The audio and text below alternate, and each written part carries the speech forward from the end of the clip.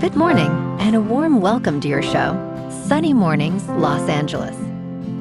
I'm your host, Melissa, and it's Monday, April 6th. You'll be interested to know, 130 years ago, today in 1896, athletes from several nations gathered in Athens to open a revived Olympic competition celebrating athletic excellence and the spirit of ancient Greece. That return marked a major milestone for international sports, setting a model for peaceful global competition and inspiring modern organized athletic festivals. So now you know. And now, it's time for the Surf Report. This morning, it's looking clean with waves around 2 to 3 plus feet. Conditions should hold steady through the morning before shifting to fair by late morning. Winds will start sideshore at 2 miles per hour, then shift to onshore at 6 miles per hour by noon. Best time to ride is at 7 a.m. with a 0-foot low tide, when the south-southwest swell is 1.5 feet at 15 seconds, and the onshore wind is 1 mile per hour. The first low tide on Monday will be 0 foot at 7 a.m., followed by a 2.5-foot high tide at 1:30. The nearshore buoy at Santa Monica Pier reads 65 degrees for the water temperature. Tuesday offers clean conditions with consistent 2 to 3 foot waves and light winds from the southeast. Wednesday sees a slight increase in size, reaching 3 plus feet with clean conditions early, but choppy waves develop later in the day. Thursday maintains similar size, but conditions turn choppy in the afternoon, making Tuesday the standout day for surf this period. This morning, there's patchy fog, and it feels like 65 degrees with no wind. The sunset will take place at 7:18, and it will rise again tomorrow at 6:32. Looking ahead in the weather. Saturday will be mostly sunny with highs near 64 and a northeast breeze up to Skip. Sunday and Monday warm up with Sunday near 68 and Monday near 72, staying partly to mostly sunny with lows in the upper 40s to mid-50s. A slight chance of rain returns Tuesday afternoon into Tuesday night with highs near 71 and overnight lows around 57. Bonjour, food enthusiasts. This podcast is brought to you by Versailles Cafe and Pastries in Encinitas. Nestled on El Camino Real South, just north of Encinitas Boulevard, this cafe is a haven for culinary delights. Indulge in their amazing Eggs Benedict or their gluten-free crepes. You can grab a panini for lunch or just breeze on through to get your morning coffee. They are open every day from 8 to 5. So stop on by and don't forget to tell them Sunny Morning sent you. In local news, bald eagles Jackie and Shadow are proud parents again, as their 2 chicks have hatched this Easter Sunday. Thousands of fans have been eagerly watching the popular nest livestream that made these eagles famous. The first eaglet arrived last night at around 9:30 p.m., while the second followed this morning at around 8:30 a.m. According to the nonprofit Friends of Big Bear Valley, Dad Shadow was thrilled to see his 2 chicks for the first time after the second hatch.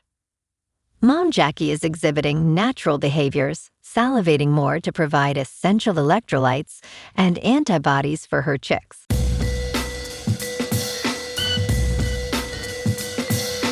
Now on to sports. The Michigan Wolverines are heavy favorites over the Yukon Huskies in the men's college basketball title game. After a dominant performance against Arizona in the semifinals, Michigan enters the national championship game as the favorite. DraftKings opened with the Wolverines as 7.5-point favorites. Early betting at DraftKings shows 56% of wagers backing the Wolverines. Michigan opened plus 285 to win the game outright. Tonight, tip-off is at 8:50 Eastern. In local sports, the Dodgers rallied from a 5-run deficit to defeat the Nationals 8-6, completing a 3-game sweep on Sunday. Shohei Ohtani homered and hit a sacrifice fly, finishing the series with 6 hits, including 2 homers and 6 runs batted in. James Wood broke out of a slump with a 3-run shot, while Teoscar Hernandez and Dalton Rushing also went deep for Los Angeles. Jack Dreyer pitched a scoreless 7th, and Edwin Diaz secured his 3rd save. The Dodgers will face the Blue Jays next, with Justin Wroblewski starting against Max Scherzer. In top news, it can be hard to wrap your head around all the conditions neurologists treat, including cerebrovascular disorders like stroke and carotid artery disease, seizure disorders, and movement disorders including Parkinson's disease. Dr. Andrew Dorsch, Division Chief for General Neurology at Rush University System for Health, emphasizes that if there is a nerve somewhere, a neurologist could get involved. He warns that people often brush off neurological symptoms, thinking they are just age-related aches. 4 neurologists recommend never ignoring symptoms such as weakness in one hand or leg. In business news, in a light earnings week, the focus will be on the Consumer Price Index, the first inflation report to reflect the impact of the Iran war. We will also see data on personal consumption and gross domestic product. Stocks rebounded sharply last week, snapping their 5-week losing streak. The S&P 500 gained 3.4%, and the Nasdaq Composite jumped 4.4%. This week will bring the first inflation report capturing the impact of the war in Iran. Headline inflation is expected to show a 1% month-over-month jump, the most since June 2022. In crypto movement, Bitcoin is down 1.5% over the weekend to just over $69,000. Ethereum is down 0.5% to just over $2,000. And XRP is down 8% to $1.34. Moving on to a more local vibe.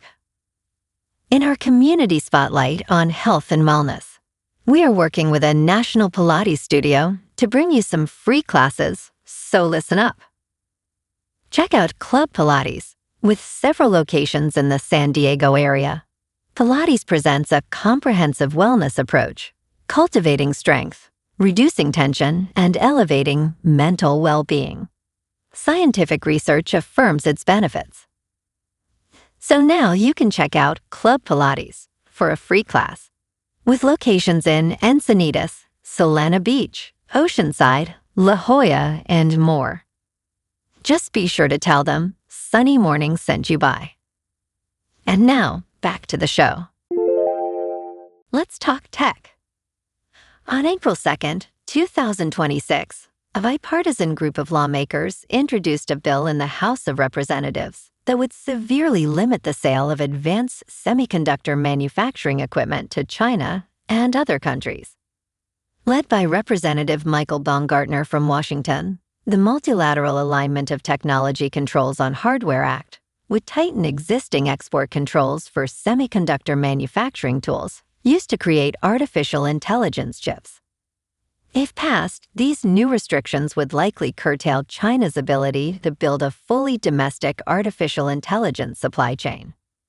China's imports of semiconductor manufacturing machinery have surged from $10.7 billion in 2016 to about $51.1 billion last year. And in entertainment news, mixed reviews did not dissuade mass audiences from buying tickets to the Super Mario Galaxy movie, which scored the biggest opening of the year for a Hollywood movie. The Illumination and Nintendo co-production earned $130 million and $900,000 over the weekend, and $190 million in its first 5 days in North American theaters, according to studio estimates. With an estimated $182 million from 80 overseas markets, the film is looking at an astronomical $372 million debut. Well, alrighty folks, it's time for the quote of the day. And today, Our quote comes from the American journalist and author, Hunter S. Thompson. And he said, "Freedom is something that dies unless it's used." And that's a wrap for this morning. You can check out our Instagram, YouTube, and TikTok for some captivating aerial videos with local news and the surf reports. Have an amazing day, my good friends. We'll see you tomorrow with another episode of Sunny Mornings, Los Angeles.